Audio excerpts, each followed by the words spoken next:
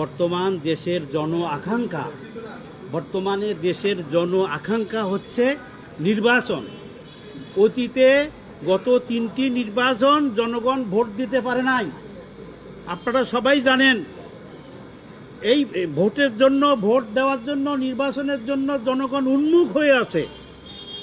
এই সরকারের যদি সদিচ্ছা থাকে, ইন্টারিম গভর্নমেন্টের আগামী জুলাইয়ের শেষ সপ্তাহে ইলেকশন তারা করতে পারে। সেখানে আমরা সবাই মিলে বলতেছি আগস্ট, সেপ্টেম্বর, অক্টোবর, নভেম্বর, ডিসেম্বরের মধ্যে অন্ততপক্ষে একটা সুষ্ঠু নির্বাচন করার ব্যাপারে।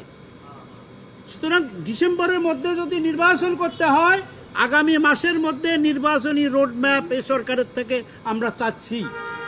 এই সরকারের কাছে আমি আবারও অনুরোধ জানাচ্ছি যে আপনারা অতি সত্বর নির্বাচনী রোডম্যাপ দেন, জনগণের আকাঙ্ক্ষা আপনারা পূরণ করেন।